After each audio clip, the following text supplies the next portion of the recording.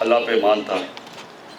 تو ہم نے پہلا ٹیلی تھون کیا, اور آپ کو پتہ ہے کہ یہ شوکت خانم ہاسپٹل 70 کروڑ روپے میں بنا تھا, اور آپ کو شاید یہ نہ پتا ہو کہ مجھے 1.5 سال لگا تھا 1 کروڑ روپیہ اکٹھا کرنے میں, پہلا 1.5 سال. اور میں دنیا کے ٹور کیے تھے, اور ادھر میں کرکٹ بھی کھیلتا تھا, تو بڑے سٹارز کو بھی ہم اکٹھے کرتے تھے ساری دنیا میں, پاکستانی سٹارز وغیرہ وغیرہ لے کے آتے تھے. ہم نے لانچ بھی کیا, ایک بڑا فیمس ریکھا شو تھا لاہور میں, تو ہم نے اپنا لوگوں کو اٹریکٹ کرنے کے لیے, اس کے باوجود مر کے 1 کروڑ روپیہ اکٹھا ہوا 1.5 سال.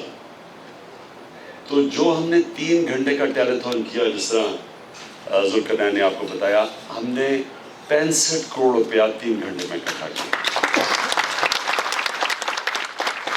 یعنی کہ $6.5 ملین.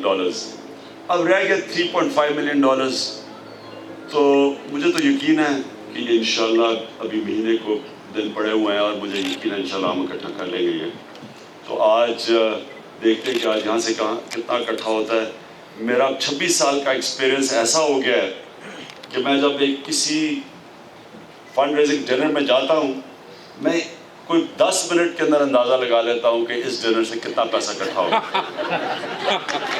زیادہ سے زیادہ 10 منٹ لگتے ہیں. تو میں اندازہ لگا بیٹھا ہوں. بعد میں آپ کو بتاؤں گا کہ آپ میرے مارک کے قریب پہنچے ہیں, اوپر پہنچے یا نیچے پہنچے. نہیں, میں ابھی آپ کو بعد میں بتاؤں گا. لیکن میں بڑا ہوپ فل ہوں. یہاں خیر 35 کروڑ روپیہ تو نہیں اکٹھا ہوگا یہاں سے, لیکن مجھے پتہ ہے کہ انشاءاللہ یہاں سے اتنا ہو جائے گا. اور 35 کروڑ روپیہ انشاءاللہ آپ دیکھ لیں, مہینے کی اینڈ سے پہلے میں آپ کو اکٹھا کر کے دکھا دوں گا انشاءاللہ. تو میں ویسے آپ کو جب ہمارا ہوا, جب 126 دن گزر گئے اور 127 دن وہ حادثہ ہو گیا, ہم نے ختم کر دیا دھرنا.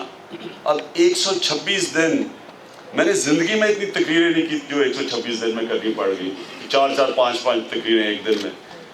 تو 127ویں دن کی شام کو پہلی دفعہ کہ مجھے لگے کہ کوئی عجیب سا لگے, کیونکہ دھرنا ہی نہیں تھا.